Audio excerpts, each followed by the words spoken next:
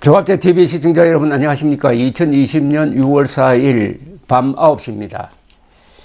서울중앙지검 경제범죄형사부는 오늘 이재용 삼성전자 부회장을 자본시장법 위반 등의 혐의로 구속영장을 청구했습니다. 이 부회장과 함께 최지성 전 삼성미래전략실 실장, 김종중 전략팀장에 대해서도 구속영장을 같이 청구를 했습니다. 검찰은 이들에게 자본시장법 위반, 주식회사 등의 외부 감사에 관한 법률 위반 혐의를 적용했고 김 전 팀장에게는 위정 혐의도 적용했습니다. 전날 삼성물산 제일모직 합병과 경영권 승계 과정을 둘러싼 의혹으로 검찰 수사를 받아온 이재용 부회장은 검찰에 수사심의위원회 소집을 요청했습니다. 수사심의위원회는 일반 시민들로 구성된 일종의 배심원단이라고 보면 됩니다. 그러니까 기소에 합당하냐, 구속에 합당하냐 등등 이런 것을 판단해 가지고 검찰에 건의를 하면 검찰이 대충 그것을 받아들이게 되어 있습니다.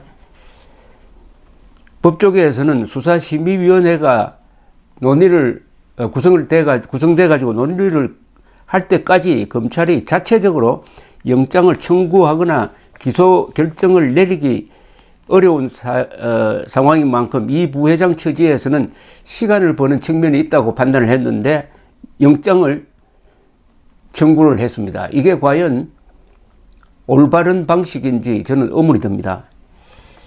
검찰이 2018년에 이런 수사심의위원회를 도입한 이래 수사팀이 심의위 신청 절차가 진행되는 중 수사 일정을 강행한 적은 없다고 합니다. 그러니까 왜 이재용 씨에 대해서만 유독 이렇게 불리하게 영장 청구를 했느냐 하는 문제가 제기됩니다.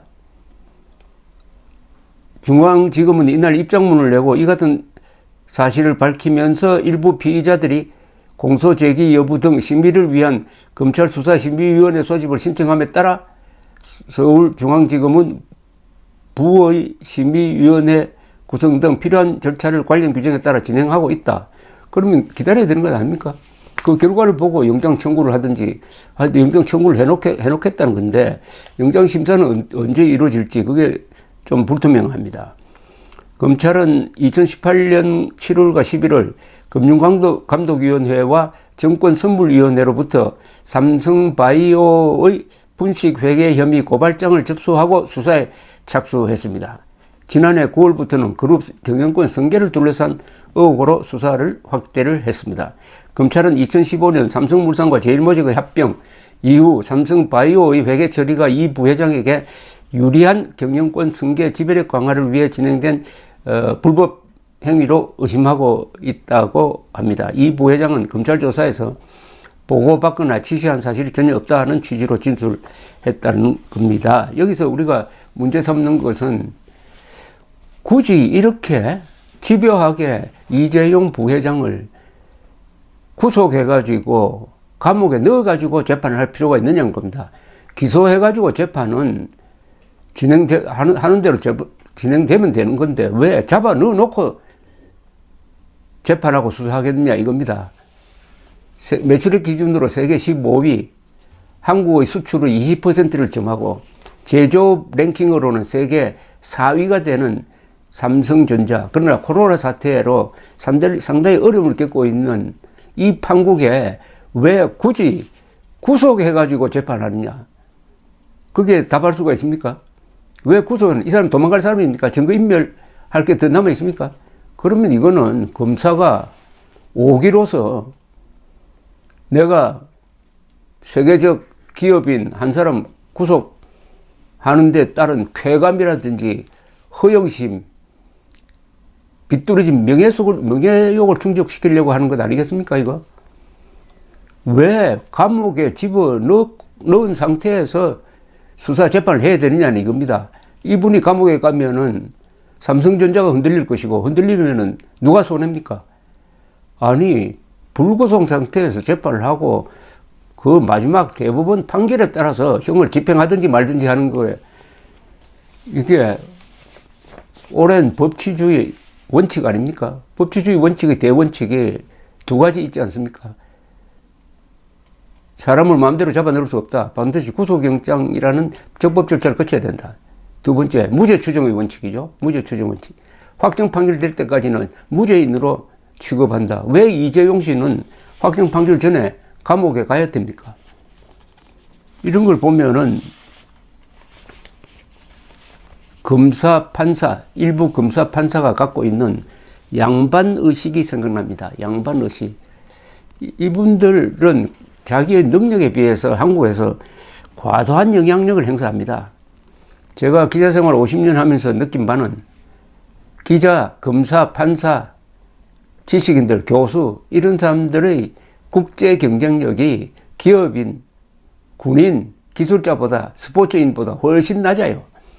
그러나 한국은 조선조부터 과학시험 합격자가 권력을 행사했으므로 그 신종 양반 세력입니다. 이런 사람들이 신종 양반 세력. 제가 신종 양반 세력으로 규정하는 그룹이 있습니다. 검사, 판사, 기자, 세습노조, 건달 같은 정치인, 그리고 일부 교수들, 신종 양반 세력입니다. 신종 양반 세력. 기득권 세력이죠. 대한민국은 아직도 조선조가 연장되고 있습니다. 이 사람들의 등살에 못 살 정도로 위축된 사람들이 군인, 과학자, 기술자, 기업인입니다. 이거 완전히 조선조로 돌아갔습니다. 그래도 이승만, 박정희, 전두환까지는 군인들, 기업인, 과학, 기술자를 뒷받침했는데 이게 민주화가 되면서 다시 과거로 돌아가서 신종 양반 세력이 권력을 전횡하고 있습니다. 그러니까 이재용 씨가 나라를 잘못 선택해서 자기가 선택한 건 아니지만은 이 생고생을 하고 있다는 생각이 듭니다. 지금 이 기득권 세력, 좌파 기득권 세력, 신종 양반 세력이 지금 대한민국을 망치는 운동회를 하고 있습니다. 대통령은 탈원전으로 산업을 망치고 남북 군사 합의로 안보에 구멍을 내고 역사 조작으로 국가 영혼을 망가뜨립니다. 외교부 장관은 친중 반일 외교로 대한민국을 국제사회에서 고립시키고 있습니다. 법무장관은 검찰의 독립성을 훼손, 정의의 법치를 망치고 있습니다. 국방장관은 주적 개념을 없애가지고 군대를 망치고 있습니다. 통일부 장관은 이게 김정은 부하처럼 행동하는 자인데 대한민국의 자유통일 노선에서 이탈해가지고 김정은의 무슨 하수인 역할을 하면서 탈북민 등 국민을 탄압하고 탈북민을 잡아가지고 북한으로 보내서 고문받고 죽게 만들고 있습니다. 대법원장은 대통령의 부하처럼 처신하면서 상권 분립 정신을 망가뜨리고 있습니다. 대법원은 국제법을 무시한 일본 징용공 판결로 한일 관계를 파탄냈습니다. 검찰은 삼성그룹 이재용 부회장 등 유독 기업인들에게 대한 무리한 수사, 그리고 이른바 정치수사, 적폐수사 등을 통해서 스스로 대한민국의 민주주의를 망치고 있습니다. KBS, MBC는 거짓 선동방송으로 국민들의 분별력을 망치고 있습니다. 교육부는 반대한민국 교과서로 배은망덕을 가르쳐 조국의 미래를 망치고 있습니다. 경제부처는 베네수엘라를 따라가는 현금 살포형 복지로 경제를 망치고 있습니다. 안전부 장관은 핵미사일 방어훈련을 포기해가지고 수도권의 안전을 망치고 있습니다. 이게 대통령부터 기자까지 총출동해가지고 대한민국 망치는 지금 경연대회를 하고 있습니다. 경연대회를 하고 있어요. 그런데 이 대한민국 망치는 그 방향이 딱 일정한 방향입니다. 어느 방향이냐? 김정은의 이롭고 대한민국과 국민들에게 불리한 방향으로 대한민국을 망치고 있습니다. 완전히 이적행위입니다. 이적행위. 여기에 앞장서고 있는 검사, 판사, 정치인, 지식인, 노조, 이들이 개혁을 부르짖습니다. 이들이 개혁 대상입니다.